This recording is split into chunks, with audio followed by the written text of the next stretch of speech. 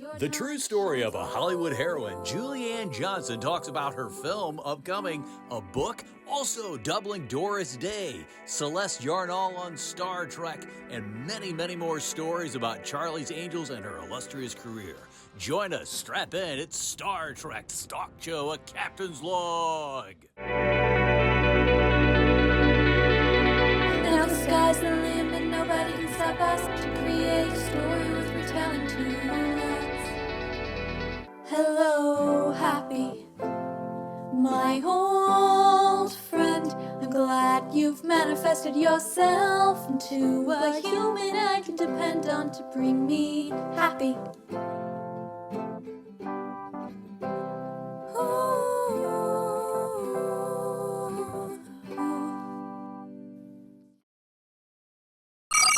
This is a Captain's Log, tried and true to you, Trekkies, Trekkers, and Truckers who like trekking the stars of sci-fi's most filmed and recorded dialogue franchise known as Star Trek. Star Trek. Oh yes, I'm Brian Kreutz, and so excited and honored to be joined each and every week on your TV station by this amazing creative co-host, Lily Fox Lim. Aw, I wouldn't have it any other way. Right. We both cover the longest running franchise in American history. Yes. That's Star Trek. Star Trek.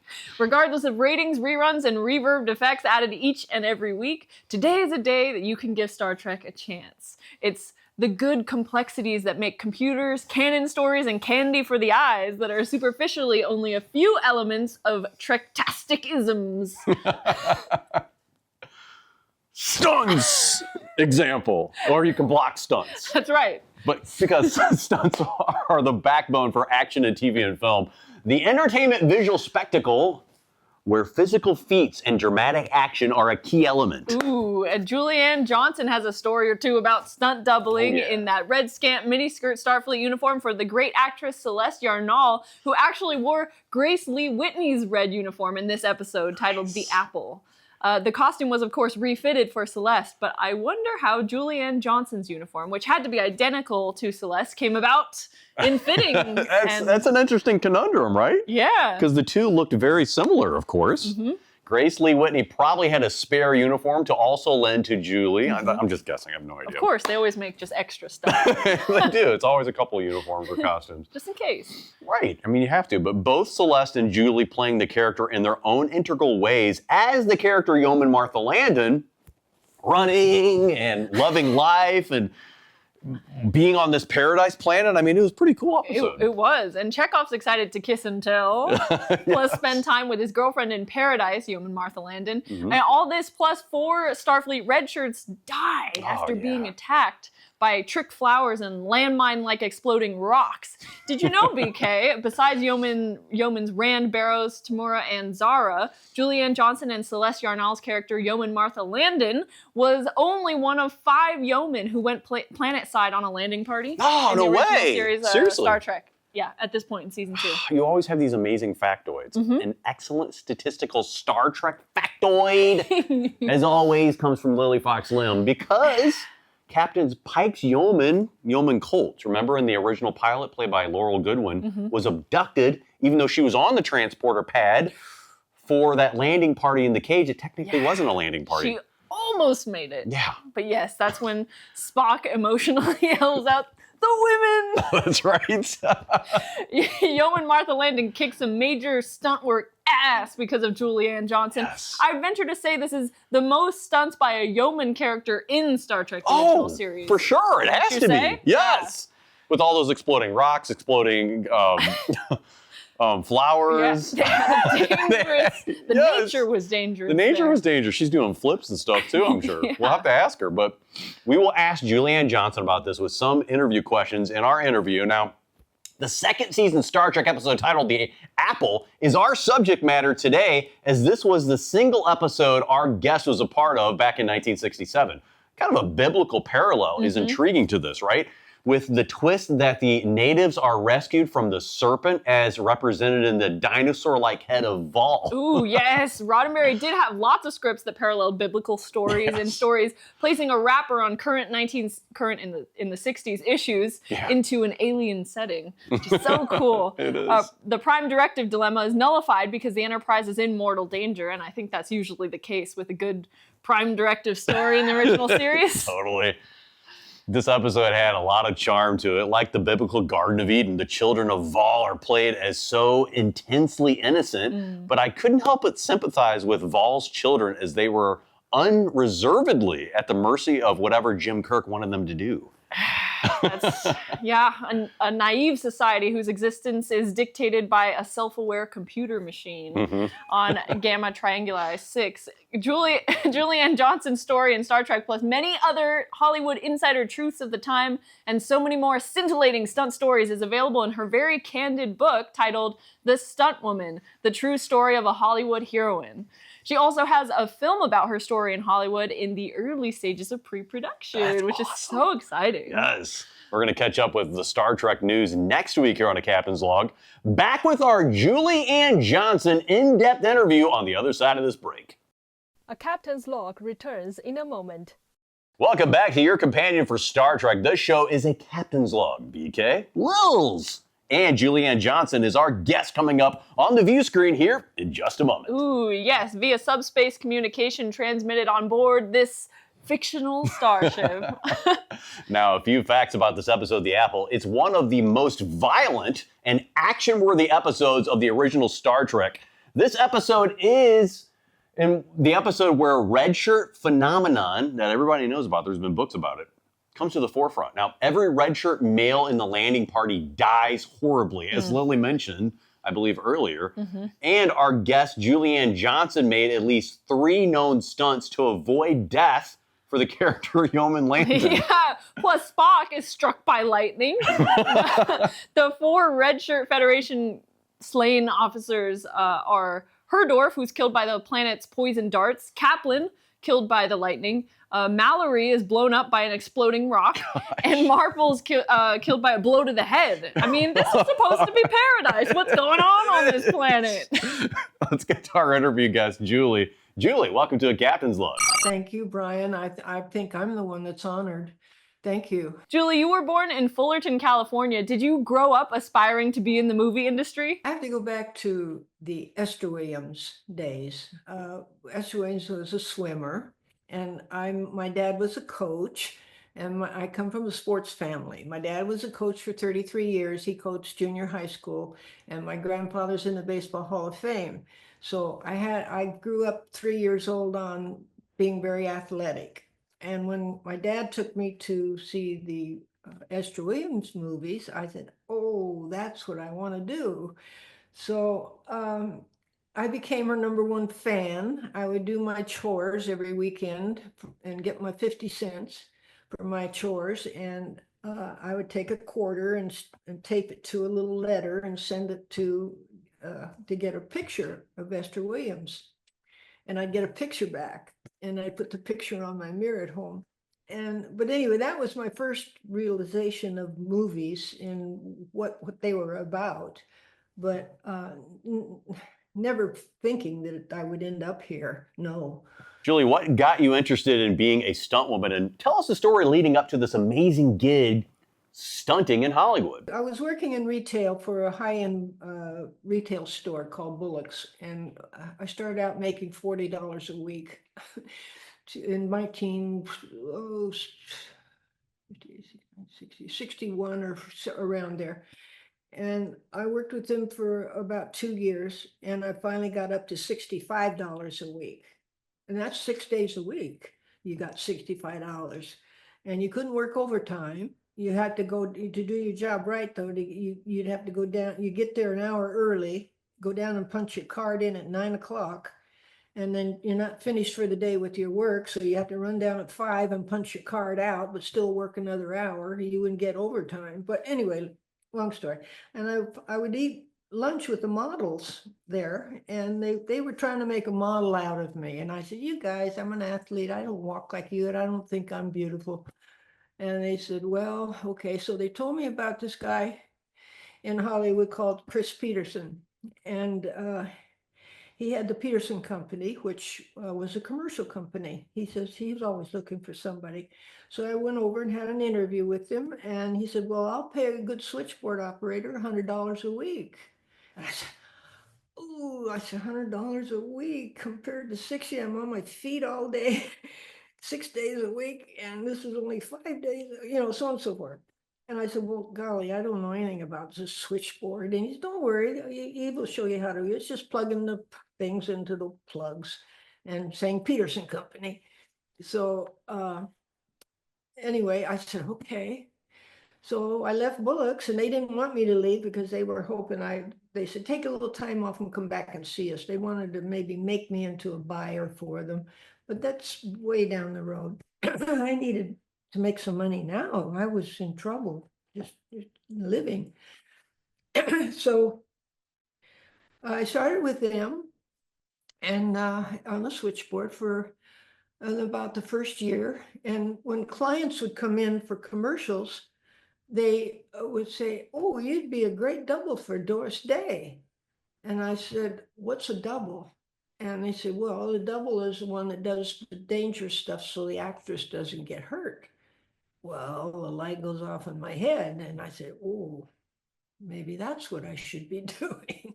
Well, anyway, I continued on there. And then I went in, I said, I can't sit in this chair anymore. I got to move. So they made me into a production assistant, which I did for commercials. I did a lot of that kind of work. And then the casting director there said, Julie, there's a commercial across the street that they need a girl to jump over an ironing board.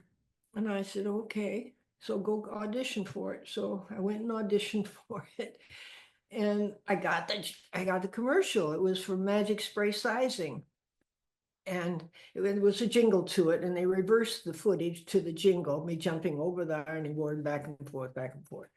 So anyway, that was my first kind of a job in doing what you might think is a stunt, but it was just jumping over an ironing board. But anyway, another group, somebody else said, well, you should get with Teddy's. And I said, who's Teddy? And they said, well, Teddy's the answering service for the stunt people in Hollywood.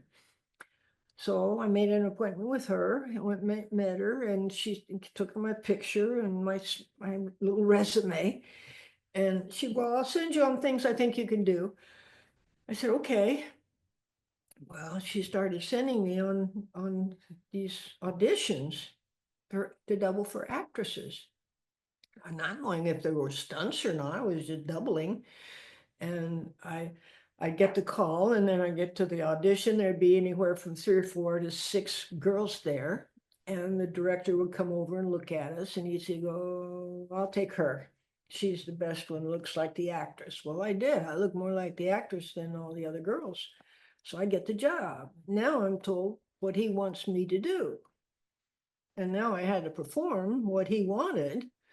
And that's how I made my career, that I was able to get the director what he wanted and make him happy within a take or two.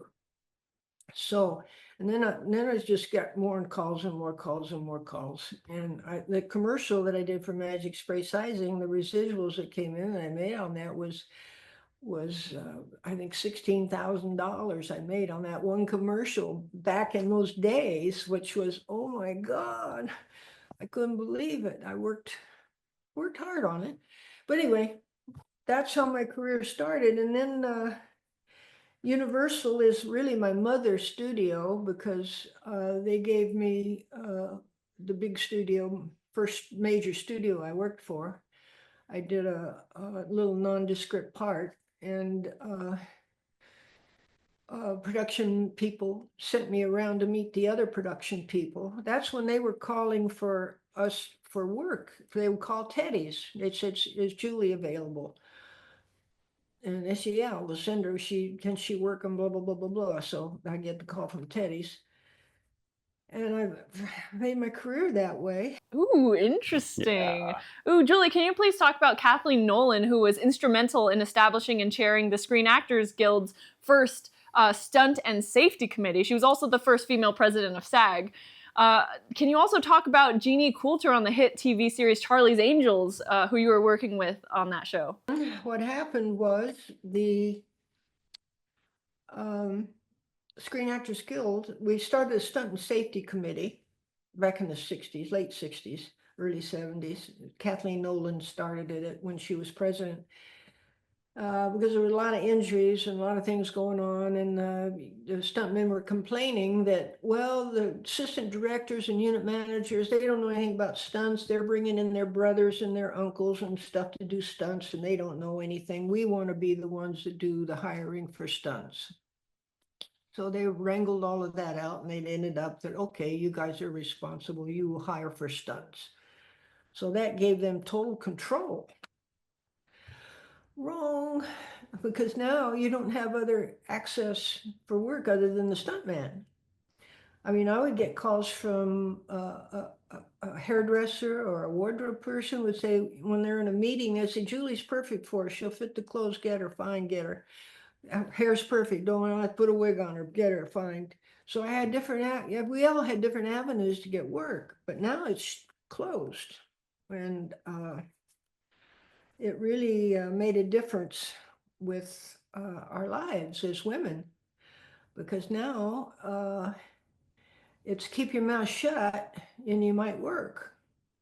So the women would sit around and complain. Well, so-and-so's doing this, so-and-so's doing that, and they're putting on our dresses and they're painting down stuntmen, black, and so on and so forth.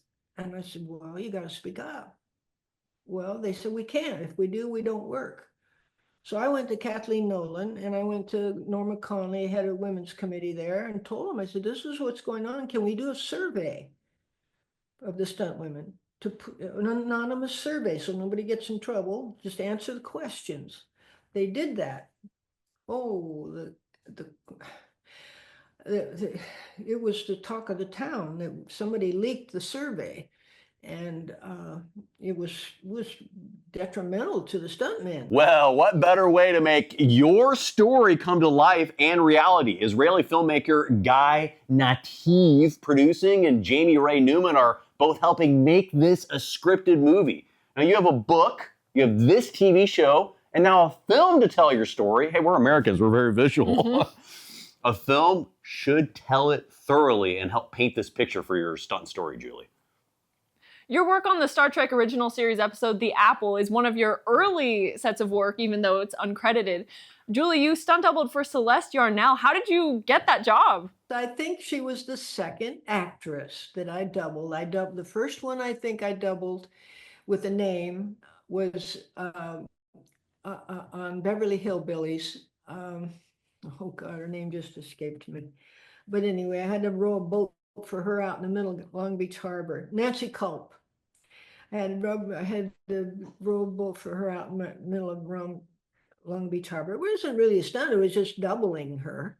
And then the same thing, then it came in for Celeste Yarnall was the next one that came in. And again, doubling, but I didn't know I was going to do the little fight, until I got there and got in costume and the whole bit. And we were like sisters. You couldn't tell us apart. I was a great double for her. And so now I had 2 really nice credits to keep going, hopefully. Julie, please tell us about your experiences working on that episode, The Apple, and was it a one-day shoot at Paramount? Just one day, go in and do these little things, and I was it. But she was wonderful. She was so nice, and I was so sorry to see her go. So many of them are gone now. Oh, soundstage. We were on a soundstage. Yeah, and then I worked with the stuntman to do the flips and a couple of flips things. Joseph Pevney was the director for the Apple episode on Star Trek. What else do you remember about being on set? I mean, clearly you made the stunt look easy and you made the actress look good. And do you have any other stories of doubling? It was just a director, me and the director. In fact, the first, I don't know, 4 or 5 years, it always seemed like Teddy's would send me on a job where I would just be me and the director and the actress. And it was always some kind of a fall or some car work or some high work. And it was just me and the actress. It was a long time before I started working with other stunt people, other than like Diapo, but those seemed to be the calls that I would get. Just director needed someone to do this job. I became a one-take artist. And it's when the stuntmen wanted somebody, if you only got one take, you get Johnson to do it, because they know I give 150% to get it done for them. I made half their careers for them, made them look good to the producer, and but they don't think of it that way. They think, well, I gave her a job and I made her who she is. No, no, no, no, no. I made them who they are by my work. Hal Needham is directing you in a really cool story with actor Bill Bixby from a film titled The Magician, plus another film involving water stunt work on Petticoat Junction. Can you tell us about this? He called me several times on jobs, and he was one of the top stuntmen. And we did The Magician, which was the pilot for The Magician with Bill Bixby. And I get a call from Teddy's in January. You got to go to Washington. You got to go to, I think it's Washington, some lakes, Great Lakes or wherever they were. And I said, what am I doing? Oh, well, you're going to make a transfer from a speedboat to an airplane. And oh, God, okay. That's a Hal Needham job. That means you're going to give 200%. And it's a one take because there's water involved. Yeah.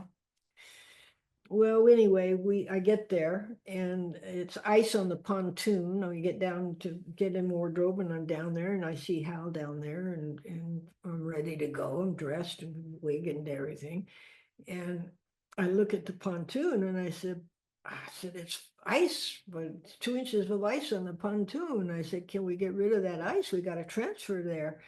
And he, oh, yeah. So he calls the guy, get the ice off the pontoon. So we go out, and the lake is smooth as ice. But these are local guys. The speedboat guy is local, and the airplane guy is local. They're not stunt people, but they're going to do what Hal tells them to do. So we go out and we do this transfer, and he tells the boat guy that you got to be at least you can't be under 88 miles an hour, because the plane's got to come in. You got to be going with what the plane goes. And the plane's got to be 88. So, and the boat guy I don't think he'd ever been over 50 or 30 miles in a boat, because his eyes got really big. I got to go 88 miles an hour. So he did, and we made our transfer. One take. Oh, I remember our hands. We got so cold to grab and then to get inside the plane. As the plane is going up, you're being dragged back, but somehow we got in, and we both of us says, oh, our hands are so cold. Anyway, next day they keep us just to make sure that they got the footage, and comes back, and Hal sees it, and he said, where's the stunt?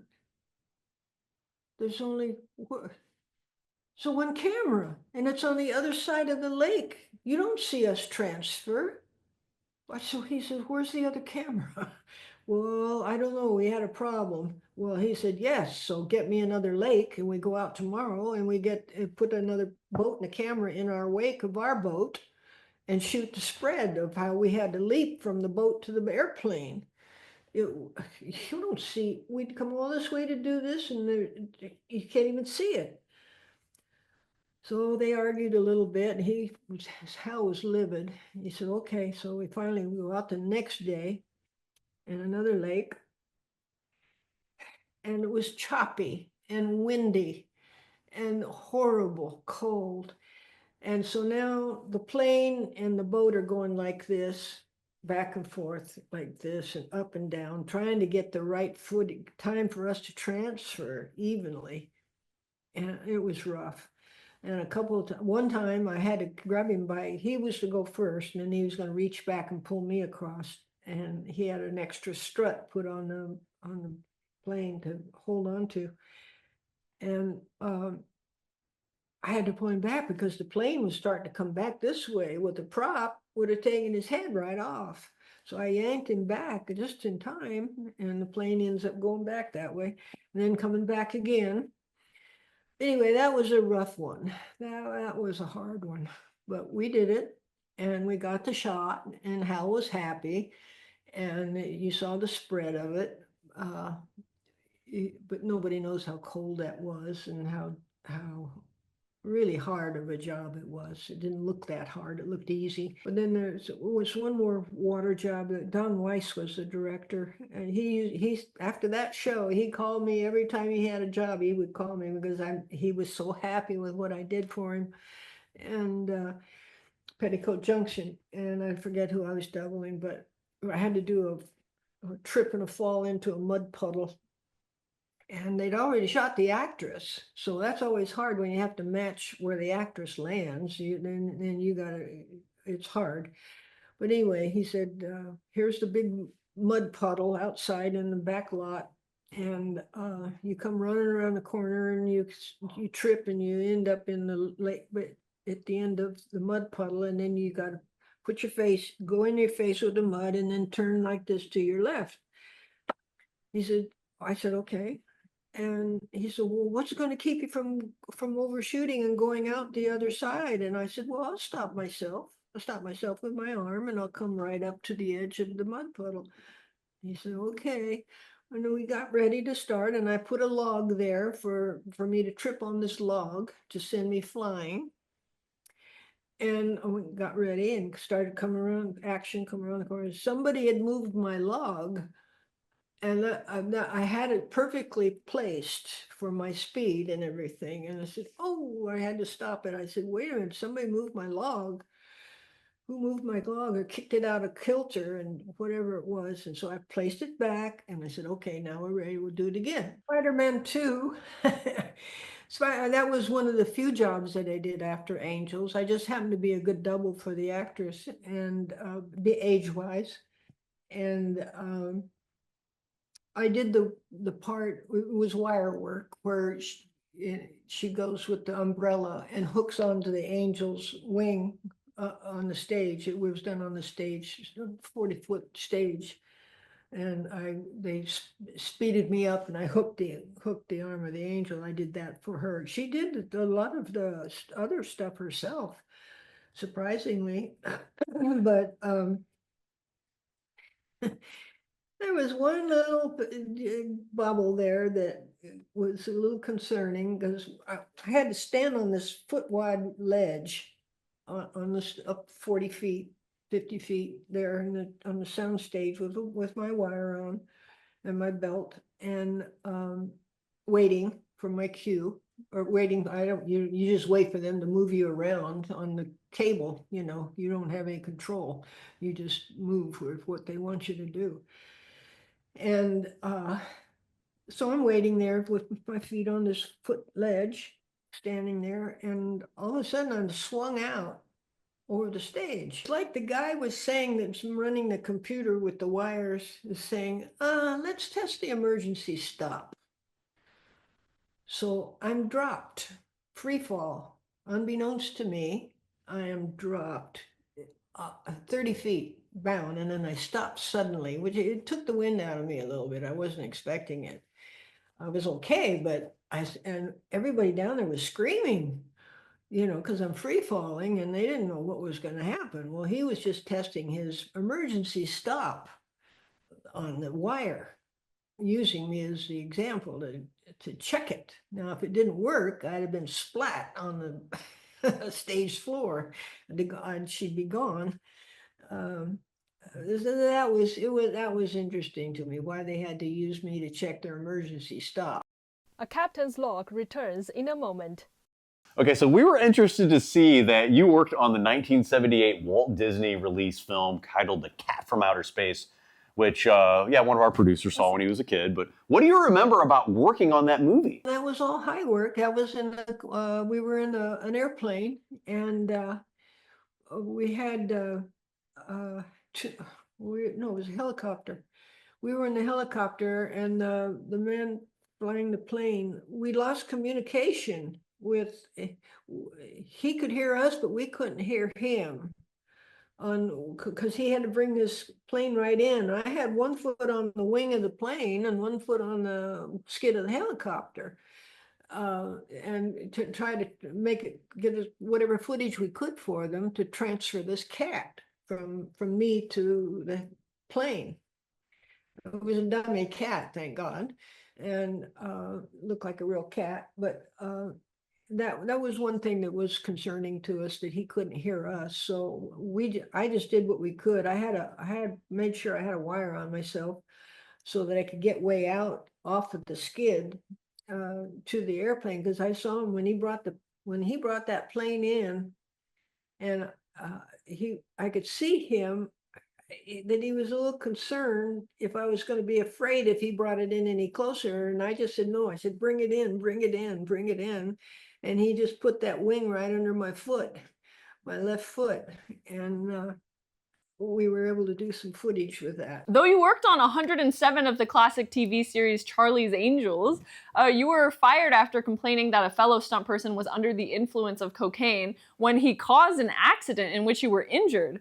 And though you've said that you never got any of the money that you were awarded in a lawsuit, do you feel that the action you took, at least some good came out of that action? Myself and another stunt woman, Jeannie Coulter, we ended up on Charlie's Angels because the original stunt coordinator and girl, Farrah Fawcett, got hurt, got her knee bumped with a car or something. So they got rid of those people, and the other coordinator brought me in to double for Kate Jackson and sometimes Farrah Fawcett. Those were the two I doubled most. And I was there, we were both there 4 seasons. And the 5th season, they only went about in maybe 5 or 8 shows, and then they were canceled totally. Well, it was our show was the last show on the 4th season, or next to the last show on the 4th season. I can't remember. We did 28 shows a season. So anyway, we got hurt, and hurt bad, and that was probably the worst injury I got. And she did too. We both ended up with head injuries, and I hairline fractured my neck. And we found out the reason we got hurt was because the guy used cocaine just prior to shooting.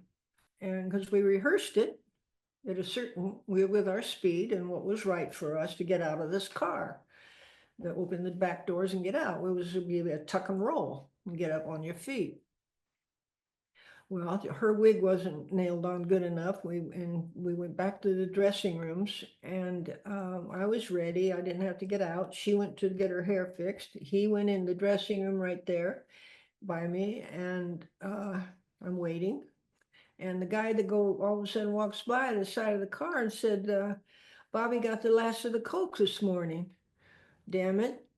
And he walks on, and I thought, oh, who's drinking Coca-Cola at 8 o'clock in the morning? You know, good. And that was my first thought. And then boom, okay, come on, get ready. So then they come out. He gets in the front. He's the driver, and he speeds off. We go down to the runway to do our stunts, and there's a flag on the runway for us. We had to be out before that flag. And we saw the flag coming up, and he said, Bobby, slow down, slow down, slow down. You're going too fast. We got to get out.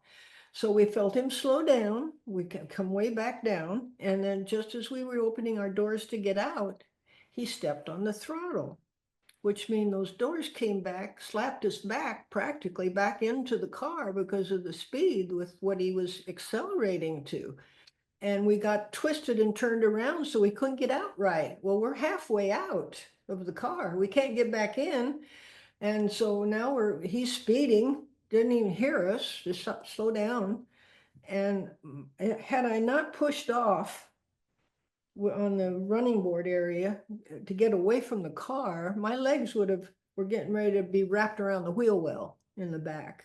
So I said, push away, just get away from the car. And as I did, of course, I landed on the back of my head and neck, flipped over, and I'm in the dirt in convulsions.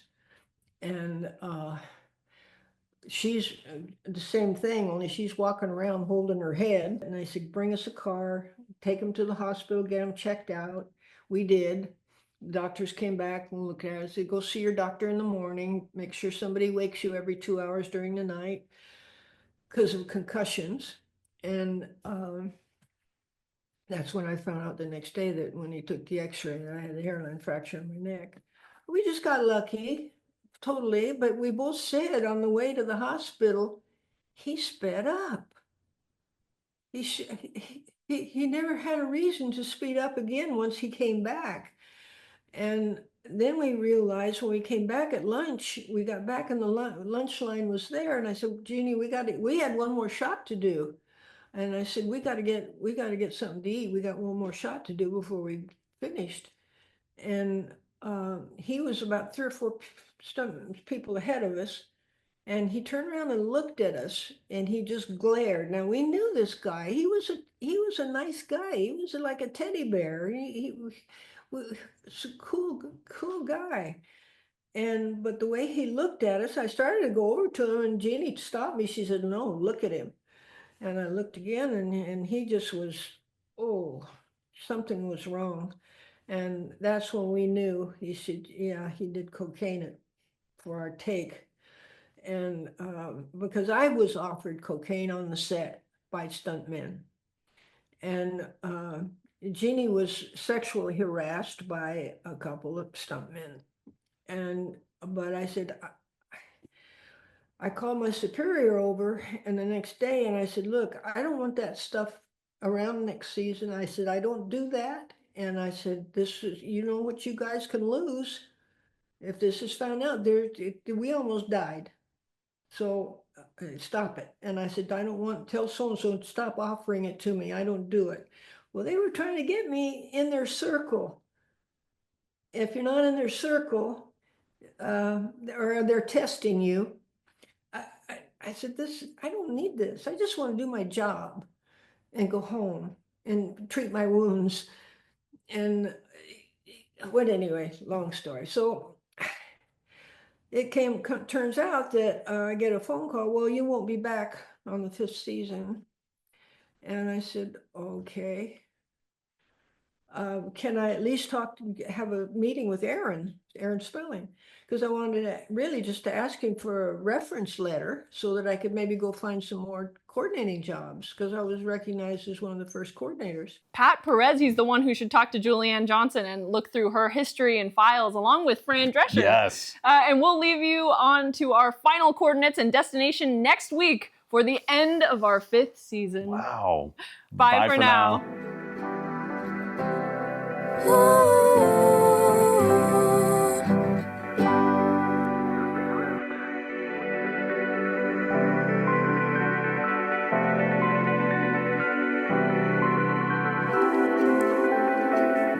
Thank you